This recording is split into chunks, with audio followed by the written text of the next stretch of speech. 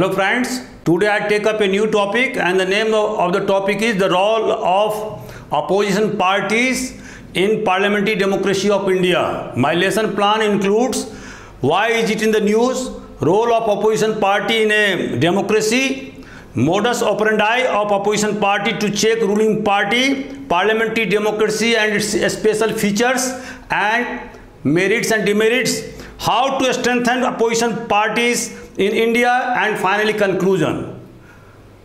Now friends, let us start the proceedings. Why is it in the news? Chief Justice of India N.V. Ramanna said that political opposition is translating into hostility. There used to be mutual respect between the government and the opposition parties earlier, but the opposition was now diminishing. A strong parliamentary democracy demands a strengthening of the opposition parties. The framers of our constitution decided to opt for a representative democracy. It is where the minority is not overwhelmed by the majority. He said that diversity of opinion enriches polity and society. Political opposition should not translate into hostility. These are not signs of healthy democracy. A strong, vibrant and active opposition helps to improve governance and correct the functioning of the government. It is the cooperative functioning of the government and the opposition which leads to progressive democracy. These were the important contention of the Chief Justice of India, N.V. Ramanna. Role of opposition in a democracy. Friends, as you know that ruling party and opposition party are the two sides of the same coin. Constructive criticism of the government policies. What are the roles of opposition parties? Number one, constructive criticism of the government policies to hold ruling party accountable to people. Constructive opposition expose the weakness of the ruling party. Opposition parties safeguard the public interest and remind the ruling party to act for the common good. Opposition party provides checks and balances in the functioning of the democracy. Opposition party may utilize media, public meetings, agitations to reach electorate with its views. Opposition parties influence the government policy through different parliamentary committees like public accounts committees, estimate committees, public undertaking committees, or standing committee or ad hoc committees. And friends, as you know that the chief of the public accounts committee happens to be the leader of opposition in India from Lok Sabha. Modus operandi of opposition party to check ruling party. What are the methods that are being adopted by opposition party in India to check the ruling party? Number one, question hour. The first hour of every parliamentary sitting is called question hour, where members of parliament and opposition parties ask questions from ministers, and ministers usually answer those questions. 0 hour, it starts immediately after the question hour and lasts until the agenda of the day when the House resumes its business. During 0 hour, members raise matters without the prior notice. Privilege motion. It is moved by a member when he feels that ministers has committed a breach of privilege or has withheld the facts or gave wrong or distorted facts. Its purpose is to censure the concerned ministers. Again, call attention motion. It is resorted by a member to call the attention of the minister on a matter of urgent public importance and seek an authoritative statement from the concerned minister. Adjournment motion. It is supported by 50 members of the House, and all other business of the House are adjourned, and the adjournment motion is taken up for discussing the matter of urgent importance. The urgent motion must be restricted to a specific subject or of a recent occurrence. Suppose, for example, an earthquake has occurred in certain part of India and thousands of people were killed, lakhs of property have been destroyed. This adjournment motion can be called in by opposition parties to discuss the matter as to how can we start the process of relief and rehabilitation measures so that the damages can be reduced to minimum.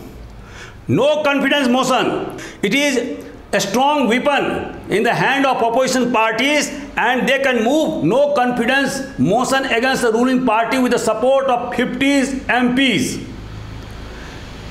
After the discussion on certain subject, voting takes place, and if ruling party doesn't muster majority support in the lower house of the parliament, it will have to resign.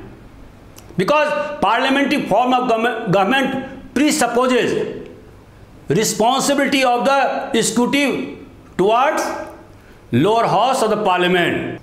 Censure motion, it can be moved against an individual minister or a group of ministers or council of ministers for censuring them for a specific policy and action. Even if the censure motion is passed in Lok Sabha, the council of ministers do not resign from the office. Finally, half an hour discussion. The speaker can allow 3 days in a week for such discussion on important public interest. No voting takes place after the discussion. And last but not the least, point of order. An opposition member can raise a point of order when the proceeding of the House do not follow the normal rules of the procedures. Resolutions. Members can move resolution to draw the attention of the House or the government in matters relating to general public interest. Now I switch over to another point. Parliamentary democracy. What are its main special features? Parliamentary government has a certain important features. These are: the head of the state is a nominal head and the real executive is the Prime Minister with his council of ministers. Majority party rule. It means that as long as a party has majority in the lower house of Lok Sabha or House of Commons, that party will be in power and will rule the country. Double membership. Friends, as you know that the ministers of the council of ministers are also the members of either house of the parliament, Lok Sabha or Rajya Sabha. And if he is not a member, then he will have to become member within 6 months from the date of his taking oath as the minister of the council of ministers. In the parliamentary form of government, now it has been converted into prime minister form of government, because with the passage of time, prime minister has become more and more powerful. Again, parliamentary form of government works under the principle of fusion of power instead of separation of power practiced in America. Friends, what are its merits? Parliamentary form of government leads to harmony between legislature and executive. Responsible government prevents despotism. Reasons for adopting parliamentary system of government in our country. Number one, familiarity with the system, because you know that before independence, under the Act of 1909, 1919 and 1935, our leaders were very much familiar with the parliamentary form of government. Again, our framers of the constitution preferred to more responsibility than stability, because in parliamentary form of government there is a day-to-day discussion in the parliament and government is held responsible. But in American system, it is a periodic assessment of the government, where after 4 years, or in the case of House of Representatives, after 2 years, elections are held in America. But in our case, Parliament keeps a tab upon the functioning of government. So our framers of the Constitution preferred more upon responsibility than stability.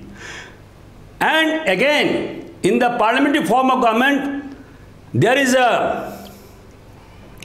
always a good relationship between legislature and executive.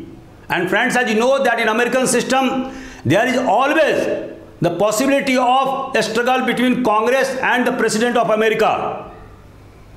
But in our Constitution, such thing doesn't happen, because our Prime Minister or Council of Ministers are also the member of the Parliament.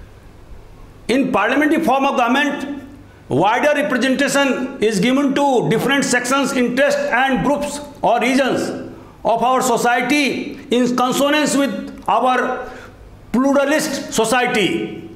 Our framers relied more upon day-to-day assessment of the government by members of parliament through questions, resolution, adjournments, debates and no confidence motion, instead of periodic assessment done in the American system.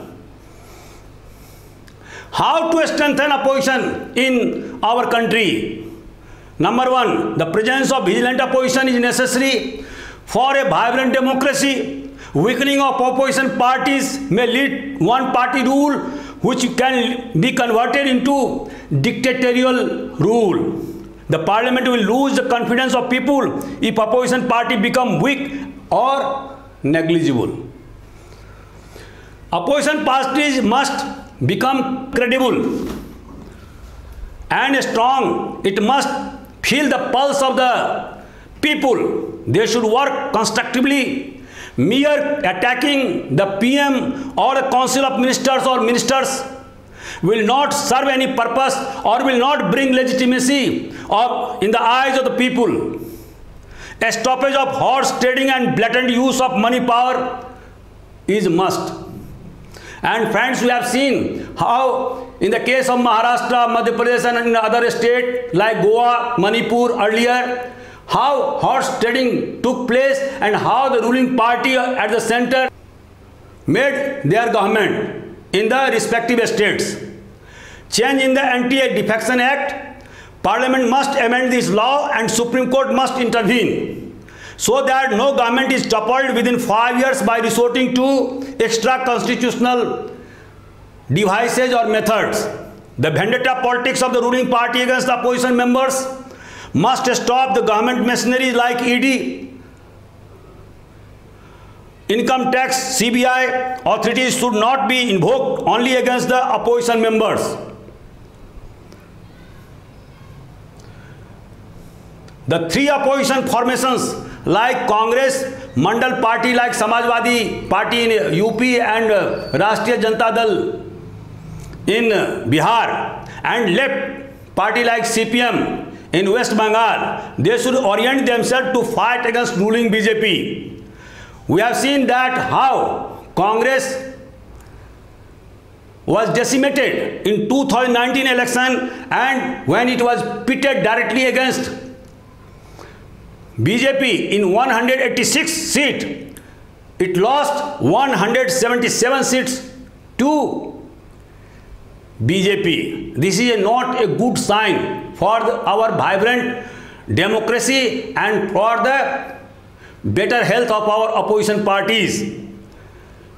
Friends, for the last two elections in 2014 and 2019, Congress could not muster even the 10% of the membership of the total members of Lok Sabha, and so it did not get the post of leader of opposition in Lok Sabha. Congress should adopt socialist and secular ideologies and its role in the freedom struggle and projects itself as pro-poor party. Similarly, Samajwadi Party and RJD should make broader social base, and instead of a party of the combination of Muslim and Yadav, its social base must be wider in order to encompass other caste or class also. Friends, as you know that there are three elements for the strengthening of a party. Number one is leadership, number two is organization, and number three ideology. Congress should decide over its leadership, its organizations are in tatters in different parts of the country. It should revamp its organization. And third, its ideology must be clear, and that ideology should be secular and socialist India. And its great sacrifice during the freedom struggle. So Congress should not deviate from these ideologies and should not play on the pitch of BJP. That is a aggressive Hindutva. Similarly, Communist Party should reorient themselves in Bengal and other states so that it should not lose its political relevance in Indian politics. BJP and its Hindutva policy did not make dent into Kerala, Tamil Nadu, Andhra Pradesh, Telangana and Bengal because the linguistic, cultural and sub-nationalism principle nullified aggressive Hindutva ideology. BJP will have to reorient itself to make effective in these states so that it can be an all India party like Congress in earlier days. Conclusion: a strong opposition in parliament is essential for the good functioning of democracy. Otherwise, democracy will become dull and legislature will become submissive. People will lose the interest in the functioning of parliament. This situation will make our democracy paralyzed. And if such thing happens in our country, this will be a black day for the growth of our democracy and the hard-earned freedom from foreign domination. Thank you very much.